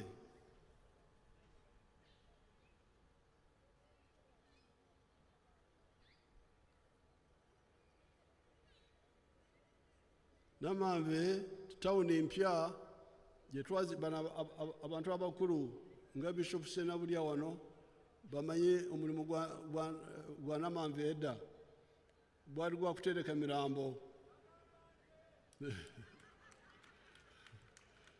gye baali basuula emirambo omubudde bwa Amini naye kati laba ekiriyo town y'amakolero gokka walimu amakolero 273 bakozesa abantu 40,400 ate watono nnyo walinga square mile emu n'ekitundu naye emirimu egiri awo miyitirivu n'olwekyo twagala ekyo nakyo abantu bakimanye bamanye nti emirimu egisinga obungi giri mu nekolera gyange commercial agriculture manufacturing amakolero services and ICT tetulina budde bwe ntuuka ku byenkulaakulana njagala nnyo okunyumya nze ndi mulazi wa firimu nina firimu nyingi wano naye nze firimu ezange sisasuza za bwereere naye kati ku lw'obudde ndina okukoma wano naye sinamala waliwo abazzukulu bange bagenda gizi osanga omwana alina enjala mpanvu zituuse eri kati n'omusaasira n'ogamba nti ono bannange n'akwata mu ttaka ono kati kwegamba nti bagenzi bwemba tumwagala ebyettaka nawano webali ab'enjala empanvu nawano webali kati bwe batayagala ebyettaka kozesa omutwe n'emikono natandikawo amasomero gange nawano ndinawo abavudde mu masomero lyange ery'Embende omuvubuka n'omuwala omuweereza obujulizi bwange esaawa zikikutte toyogera bingi erinnya lyo ekyakujja mu ssomero wasoma ki katokola ki mu bwangu erinnya eryange yenze Nakabale Emmanuel nga nava mu kusoma nga nakoma mu senior 4 navaamu olw'ensonga school fees zaabula we nadda ewaka kosi gye nagenda Mubende ne tusoma kosi gye nasoma yali ya carpenter and joiner we twavaayo twatikirwa ne batuwa certificate nenfuna omulimu mu mikwano gyange naye ntandika okukola nga bansasula bali bampa sente nga bwensonda nentandikiriza mpolampola ka business kange nga nguze butuulizi obutonotono nga carpenter kati nange wentuuse obudde buno nina abantu benkozesa n'omuntu omu gwe nayigiriza neera mu kubeera Mubende twasomayo lesson yali ya mindset neera nebaza nnyo president olw'otuleetera mindset yayongerako otugaziya mu bwongo bwaffe nafuna project gye nazimbawo endala mu kujja nga nsonda nga ntandise ka business kange nina jjajja wange yampa akapoloti k'ataano ku 10 nembaako yali acre nembaako project gye nateekako yali ya mmwanyi n'abitooke sofa ebitooke bitandise oteekako emmwanyi zikyali nto n'ekirala project endala gye ntandise okuteekawo bampaako n'ewalala emmanju nenkubawo akayumba kange njagala kulunda enkoko ez'ennyama katono sofa kati kasobola olunda enkoko 10 naye sinakaziteekamu obudde buno naye nebaza president olw'omukisa gwe yakutuwa n'atuggulirawo initiatives zaffe eza hubs tufunye emirimu tusobodde okubaako betwemployinga mikwano gyaffe ng'abavubuka bava ku kireerezi. Okozesa abantu bameka? Nkozesa abantu 2. Okay. Amanya? Nakabale Emmanuel. Nakabale kati alina ebintu 3. Alina omwoga. Ekigambo kino omwoga nakibanzika kyali Nyankole, nakibanzika kitegeeza obukugu. Edda ffenna twalina emyoga, buli omu yalina omwoga gwe yali akola. Kati afunye omwoga ogwa carpentry okubajja. Kati omwoga ogwo guzadde obugagga bwe ebbajiro, then afunye sente n'akola akoze iki kirala? Okoze iki Nakabale kirala? Nalima emwanyi. Alima emwanyi ate ekirala njagala kulunda n'enkoko sofa sinazireeta naye ka structure nakataddewo. Kale kati obugagga bwa Nakabale kati buzadde emirimu 2. Omuwala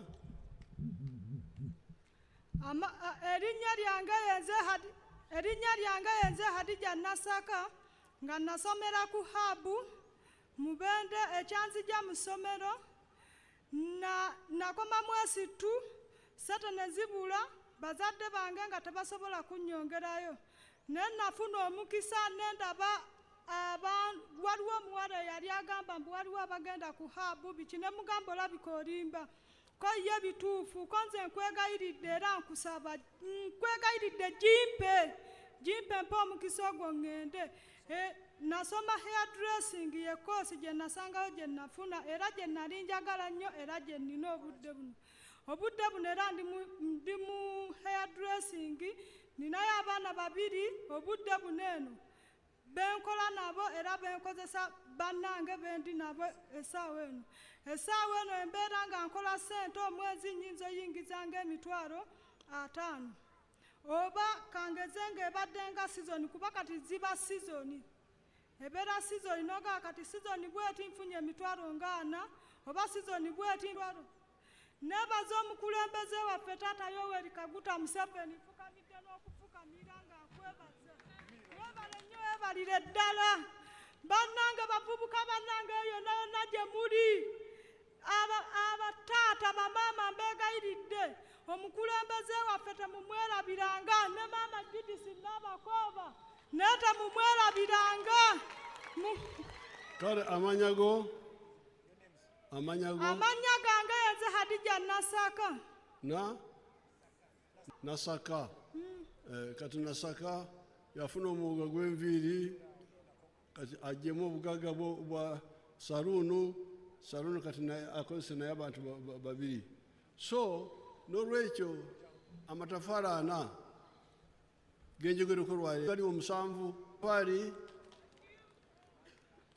ettafaali erisooka ddembe, eryokubiri enkulaakulana, eryokusatu obugagga, eryokuna emirimu. Gali 3 ngenda gongerako mu press conference. NRM oye! Omusajja omukulu w'enkofiira oye! Mityana oye! Buganda oye! Uganda oye! East Africa oye! Mwebale nnyo mwebalire ddala. Mukama wange Pulezidenti tweyanzizza nnyo. Bannamityana bano basanyufu nnyo olw'obuwabuzi bwonna bw'otuwadde ate era bakkiriza okukuwa akalulu. Bannamityana si bwe kiri? Abaana ba Pulezidenti akalulu mwenna muwanike emikono waggulu. Mukama wange akonna akalulu kaffe. Nsaba Mukama wange ba flag bearers bajje obakwasa ebbendera era obawandeke eddusu bagende batabaale masajja basobole otuwangulira ebifo ebyo. Era Mukama wange bwe banaamala onja kusaba ofune ekifaananyi nabo bonoba osiimye ate era na bano bannaffe abakkiriza omulanga gwo ne bateesimbawo ku bwannamunigina abava mu kitundu kino nabo nja kusaba mukama wange akabonero ak'okubasiima ofuneku nabo ekifaananyi. Oyo ajja mukama wange ye Kibedi Nseegumire ng'oyeesimbye ku Mityana North constituency. Kibedi oye! Kibedi oye! NRM oye! President Museveni oye! Oye Kibedi Nseegumire. Mukama wange oyo addako ye Makumbi Henry owa Mityana South. Makumbi Henry oye! Mityana South oye! NRM oye! Mukama wange oyo addako ye muwawo Judith Nabakoba Mama Mityana. Honorable Kasolo webalire ddala ab'emikwano akadde kano President agenda kuzaako eky'abaana baffe Mityana we! Mukama wange oyo ndya nabo Esther muwalawo agenda tuwangulira wano Mityana municipality era Mityana municipality wakalu oyo ndya nabo yagenda otujja ekifo ekyo atuuse obuweereza wano Mityana. Ndya nabo we! Mukama wange yaddako ye Vincent Nyanzi Honorable. Vincent Nyanzi we! Oye wa Busujju constituency. Ugakoma. Mityana we! Vincent Nyanzi we! NRM we! President Museveni we! Mukama wange oyaddako ye Luzige. Chairman waffe owa district Vincent ye Joseph Luzige. Chairman LC5. Yakolako wano bulungi.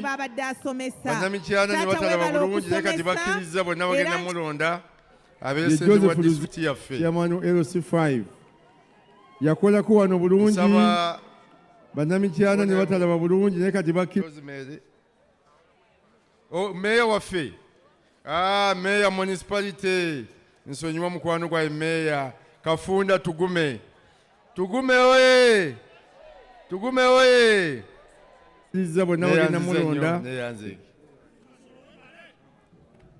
Sebo owekitiibwa Honorable Kasolo webale nnyo webalire ddala ab'emikwano akadde kano President agenda kuzaako eky'abaana baffe aba skilling beneficiaries President babadde asomesa. Taata weebale okusomesa era nkiwa abavubuka abali wano mwenna mujja kukozesa omukisa ogwa skilling hub President gye yatuteerawo Mubende. Sebo weebale nnyo weebalire ddala.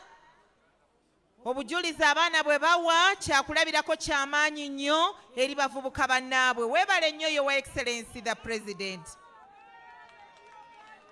Your Excellency nga tetunagenda mu kifaananyi ky'abannaffe abaalabye omusana, tubadde tusaba ekifaananyi ekyabo abaawulira enjiri yo Mukama wange ne bakkiriza obuteesimbawo ne balekera ba flag bearers.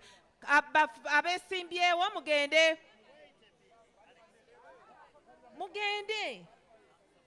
Those are the ones.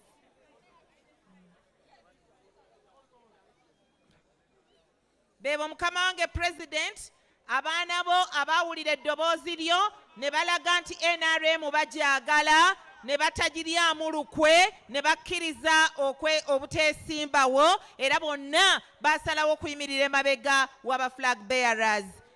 Bannaffe mwebale nnyo kubanga ekibiina ky'NRM ekigambo ky'aba independent tekiriiyo. Weebale nnyo Your Excellency. Ekifaananyi ekyo nga kiwedde, bassebo ne bannyabo twagala okukozesa omukisa guno ku lwa Secretary General awamu ne NRM Secretariat twagala okwaniriza abaana baffe abavudde mu opposition ne bakkiriza okujja okwegatta ku NRM. Mukamange President, weebale enjiri gy'osomesezza bannayuganda. Abaana abo baali baabuzaabuzibwa naye kati balabye omusana ne bakkiriza okwegatta ku NRM, era batusuubizza nti akalulu bagenda kawa NRM, bagenda kawa President Yoweri Kaguta Museveni, bagenda kawa ba flag bearer be NRM. Weebale nnyo taata, weebalire ddala kubanga enjiri gy'osomesa yeyambye abaana abo okulaba omusana. Mwebale tubaaniriza mu NRM. NRM oye! NRM oye! Museveni oye! Bakwano tubasaba ne bannammwe be muleseeyo mugende muboogereze baleme kwonoona maanyi gaabwe n'amanda gaabwe bakomewo eka. NRM yeerina omusana, NRM yeerina ebifuna era yeesobola okutwala eggwanga mu maaso. Ab'Emityana twagala okubeebaza. Once again, mwebale nnyo okwaniriza omwagalwa waffe Yoweri Kaguta Museveni. Mwebale nnyo bannange, mwebalire ddala. Mukama abatuweera omukisa ng'ennaku z'omwezi 15 mwenna bannange mujje tuwagire President Yoweri Kaguta Museveni. Kaakati mu ssaawa eno katuyimirire ffenna tuyimbe ennyimba z'eggwanga mu reverse order.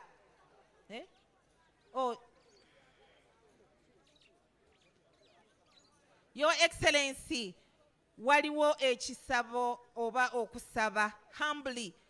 Bakusaba abavubuka, Your Excellency. N'abakyala abakatuliki balina ebirabo. Taata nga tetunnayimba nnyimba za ggwanga katusooke bakuwa ebirabo. Abakyala bamaama abakatuliki balina ekirabo kyabwe n'abavubuka balina ebirabo. N'olwekyo Honorable Nabakooba, please. Tusaba abakyala babakkirize mwanguweeko bamaama. Taata tulina okumutanga obudde bukyali. Abavubuka nammwe muviireeyo ddala. Nammwe mwanguwe. Abaleese ebirabo. Taata weebale okukkiriza akadde ako. Bannange abavubuka abaleese ebirabo by'omukulu. Abavubuka. That is the youth, the team of the youth.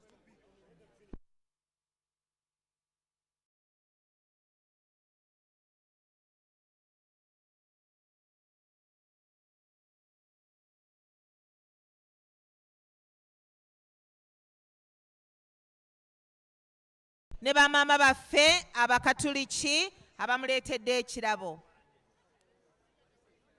Kiri mutu kimanyibwa nnyini kyo, bamaama mwebale nnyo mwebalire ddala.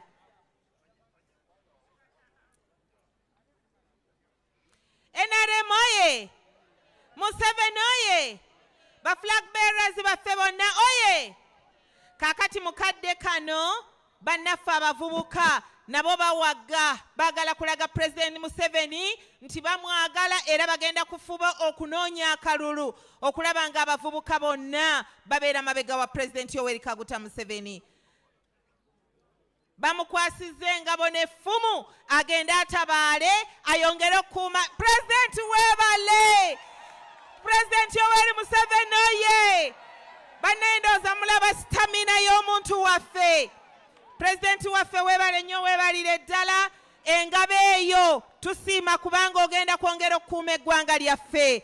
Emyaka gino President gye tugenda okukuwa gya kukuuma Uganda. Kaakati mukadde kano tuyimbe ennyimba z'eggwanga nga tutandikira ku kitiibwa kya Buganda.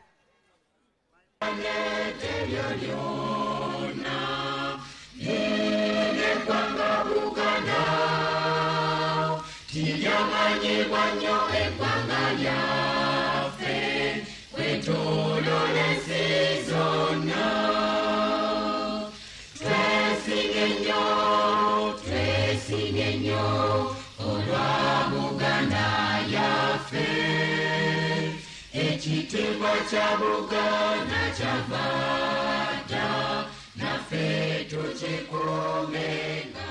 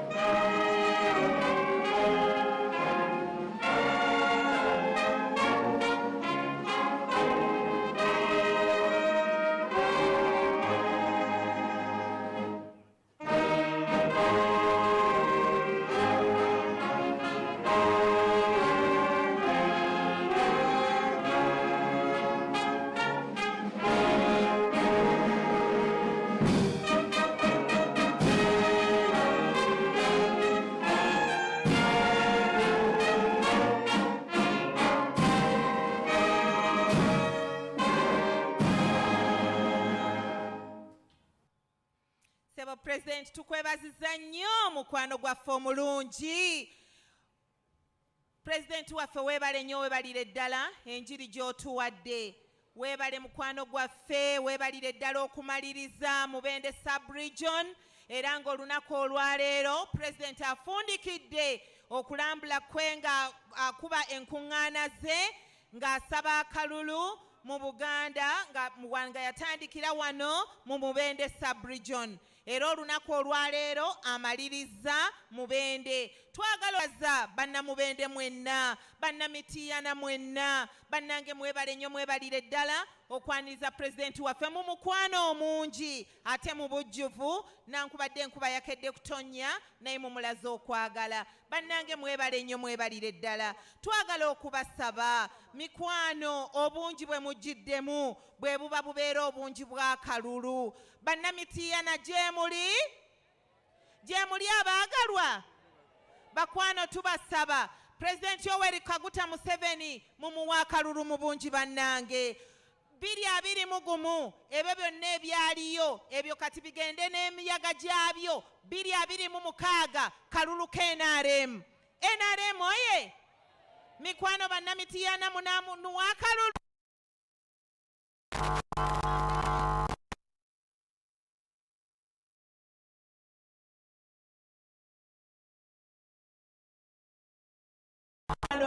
Omungi twagala nnyo okubeebaza era tubasaba ababaka bammwe bannange temulema okubawa obululu kubanga tulema okwetuga ffekka. Buli lwe tugamba nti tusobye twetuga ffekka ne twefiiriza. Banna Mityana mbasaba bannange temwefiiriza. NRM ekyaliwo leero n'enkya ne paka last. N'olwekyo temukola nsobi ate kutabika. President Museveni tumuwe omusingi, tumuwe emirandira, tumuwe amatabi asobole otukolera omulimu omulungi ng'alina abanaamukwasizaako. Tuwagala okubasaba 15 bw'eneggwa bannange temwerabira nti ate tujja kuba tukyalina olugendo olw'okulonda ssentebe wa district. Mbasaba temulema okugenda okulonda nga neyo essaawa etuuse. Nakwo kankayiseewo mbakubirize nga ssaabakunzi wammwe. Tuleme kulonda bulonzi waggulu ate wansi ne tulekanga emirandira twagitemyetemye. Era ne mmeeya waffe kye kimu. Mikwano ab'Emityana temukole ensobi. Njagala okwebaza chairman w'NRM n'olukiiko lwa ddeeke lwonna n'abakulembeze mwenna ku byalo abakoze obulungi ennyo bwe twabasindikira ttiimu yaffe kulemberwa ow'ekitiibwa Kiwanda nga twagala okulaba nga tukola omulimu mu bantu baffe. Era mbeebaza enkuŋŋaana zonna ze mukola ku byalo nga mukunga abantu baffe okulaba nga tebeerabira buvunaanyizibwa bwa NRM. NRM ekoze nnyo. President Yoweri Kaguta Museveni yawaayo obulamu bwe n'awaayo amaanyi ge n'awaayo ne famire ye n'agiteeka ebbali asobole okulaba nga aggusa Uganda. N'olwekyo bannange okwewaayo okwo sacrifice ezo ze yawaayo mbasaba tumusiime ku luno. Tumusiime nga tumwebaza nga tumuwa akalulu mu bungi. Akalulu tukamuwe nga kakumugamba thank you jjajja, thank you taata w'abaana, thank you mukwano gwaffe. Bannange mbasaba banna Mityana Mukama abakwatireko abawa omukisa nga muyiira President Yoweri Kaguta Museveni akalulu. NRM oye! Museveni oye! Banne mwebale nnyo mwebalire ddala okumwaniriza, mwebale nnyo mwebalire ddala abantu baffe, ow'ekitiibwa Kibedi, ow'ekitiibwa Nabakooba, ow'ekitiibwa Nyanzi, ab'ebitiibwa bonna bannange tubasaba mubawa obululu. Bammeeya waffe bonna chairman LC5 abo bonna tukkiriza nga bajja kubeera bawanguzi kubanga mweyamye okukola ekyo. Mwebale okwaniriza President waffe. Chairman DJ Sebo tukubira oluyimba lwa chairman waffe Tibu Hakurwa.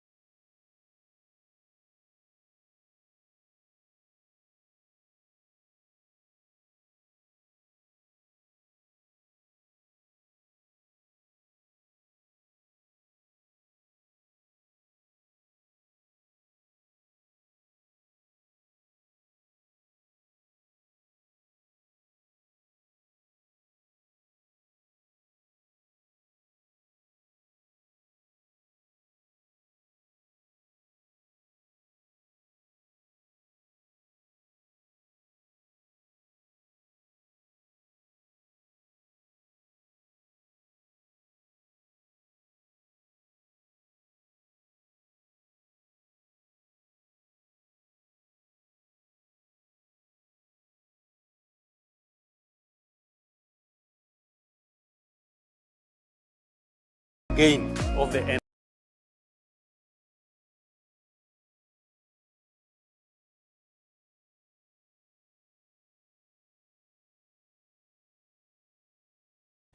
But for starters, by 1986, West Nile had very few districts. And these districts, you could even mention them. There was Moyo, there was Arua, there was Nebi. Now, under NRM now, we have more than 10 districts in West Nile. There are 13. These are administrative structures to enable the population of West Nile be served by central government well. By 1986, there was no tarmac road that linked West Nile to the rest of the country. Now, I'm sure when you are coming to West Nile, you drove on a very good tarmac from Kampala up to Koboko, up to Oraba border. Yay. We are even connecting from Koboko, Yumbe, Moyo, up to Ajumani, connecting Atiak to Nimule Road. There is another connection that we've been talking about from Pakwach, Panyimu, Goli, through Dei to Vura, near here. So there are a lot we are talking about West Nile. By the time NRM came in 1986, all the people you see around here, the homes were not there. People had moved to Eastern, to Congo and to South Sudan because of insecurity. For many of you who are young might not know the history of Uganda, this was a front line. This area was a front line. The front line because it was the government of the day that was hunting the citizens. That was how ironic it was. And so the citizens had to go to exile to Eastern Congo and South Sudan. And this area was just a battleground. There was nothing here. But by 1986, when NRM government started engaging the population and engaging the security situation, now we speak of peace and stability in West Nile. We can now even speak about the households we know in West Nile. We are speaking about PDM that has taken root in West Nile. We are speaking about schools that have taken root in West Nile. We are seeing a place which used to be a war zone as a host zone for refugees. So these are the gains we are speaking about. And so we are speaking tangible things. We are not just speaking off-cuff. We are speaking tangible things. By 1986, West Nile was completely cut off from the national grid. There was even nothing to talk about power. I think the people of West Nile were using generators, and those who are rich would use generators, and a few would use maybe solar. But all institutions of government, everything was shut down. There was no power. But now we are generating electricity. There is a Nyagak power station which is generating electricity in West Nile here. We are now connected West Nile to the national grid, as you all know. All the districts of West Nile have been powered. Sub-counties have electricities. So we can speak on and on and on. Now, these are the gains we are protecting. That we do not want any amateur to come and mess up the foundation we have created for West Nile and Uganda at large. And if you don't know, this election is about protecting what Ugandans have been able to achieve over the years. In all the regions, we can speak about what we are speaking about in West Nile. Ours is not a campaign, ours is a celebration.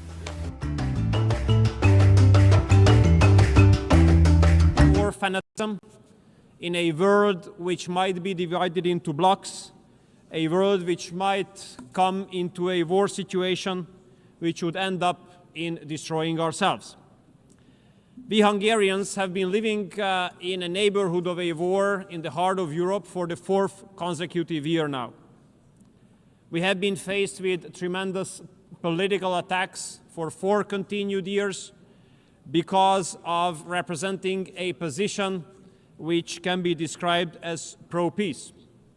And in the meantime, we have been witnessing hundreds of billions of euros being spent senseless on a war, on a corrupt state system, instead of spending money on peaceful economic development, taking advantage of the latest developments in global economy, including artificial intelligence, digitalization, and information society. I would like to express our greatest respect to those who are standing up for peace, for peaceful cooperation, and a peaceful economic development. We show our greatest respect to the President of the United States for all his efforts in order to make peace all over the world, thus making the basis for an economic development all over. Hungary supports these efforts worldwide wholeheartedly. We would like to welcome and encourage the highest possible level talks between the United States and the Russian Federation, because we know that this is the only way to solution. We all know that many try to undermine such kind of efforts.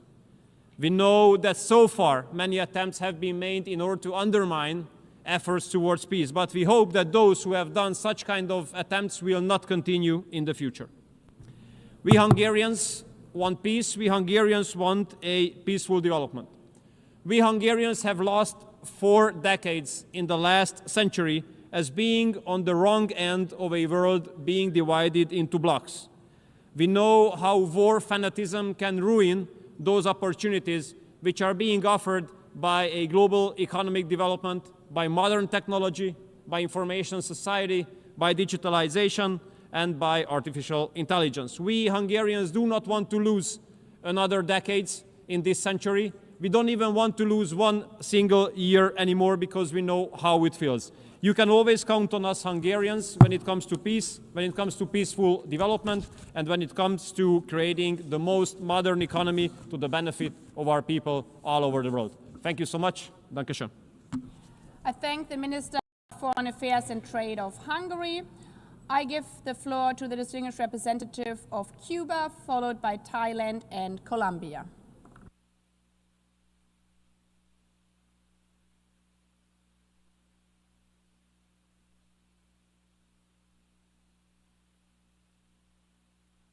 Señora Presidenta. Madam President, Excellencies, the World Summit on the Information Society, and marking its 20th anniversary today, clearly established a connection between ICTs and development.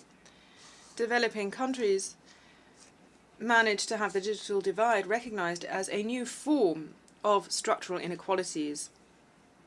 The summit raised this issue from the technical level up to the multilateral political agenda, and today, 2 decades later, it has been shown without a doubt that digital technologies represent fundamental tools for countries' development. Nevertheless, we have, however, also confirmed that the positive impact of these technologies is considerably lower in developing countries compared to that in developed countries. This inequality is not accidental. It is the result of an unjust and undemocratic international economic order, and also of the implementation of unilateral coercive measures which contravene international law and the Charter of the United Nations, hindering the development in affected countries. In the case of Cuba, the illegal economic, commercial, and financial blockade imposed by the government of the United States for more than 6 decades constitutes the main obstacle to our technological, economic and social development. It prevents us from acquiring technology, accessing financing, and fully participating in the global knowledge economy. And we therefore underscore the urgent need for the structural barriers that prevent emerging digital technologies from contributing to the fulfillment of the 2030 Agenda to be removed. To achieve this, the efforts of developing countries are not enough. They must be supported by concrete actions that facilitate access to markets, financing on fair and preferential terms, unconditional transfer of technology, and genuine North-South cooperation. Alignment in the implementation of the World Summit of the Information Society, the 2030 Agenda for Sustainable Development, the Pact for the Future, and the Global Digital Compact offers an opportunity to move in this direction and to strengthen international cooperation. However, it is crucial for the monitoring and review framework to be streamlined and inclusive, strengthening intergovernmental spaces so that all governments, and especially those of developing countries, can perform their roles and responsibilities with regard to digital governance at the global level. It is imperative for the countries of the South to participate actively in discussions relating to decisions that affect us directly. President, Excellencies, the Declaration of Principles in the first phase of the World Summit on the Information Society established a shared vision to build a people-centered, inclusive and development-oriented information society where everyone has the opportunity to create, share and use knowledge to improve lives. Regrettably, that noble purpose continues to be aspirational for a large proportion of humanity. It is now down to us to make the shared vision that we had 20 years ago a reality. Let us ensure that the information society does not become an empty promise but an effective right for all. I thank you. I thank the distinguished representative of Cuba. I now give the floor to the distinguished representative of Thailand.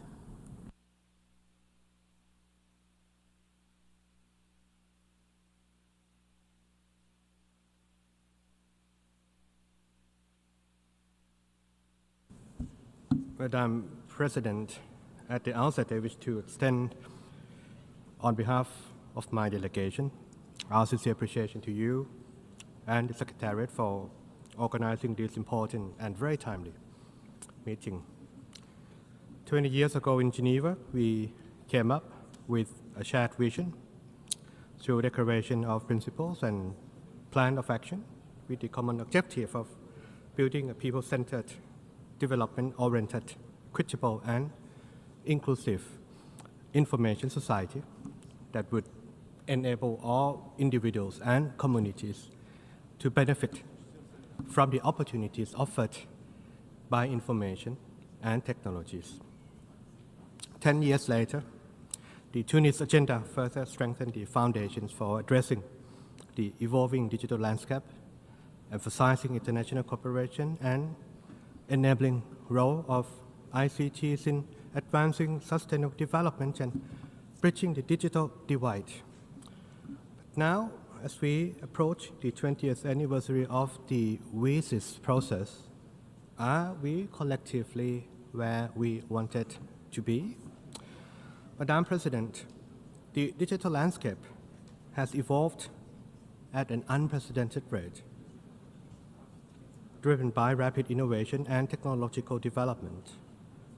Indeed, the WSIS process has demonstrated adaptability and continued relevance, but we must also be vigilant of the challenges that have emerged alongside this transformation. Digital divides persist and in some cases have widened.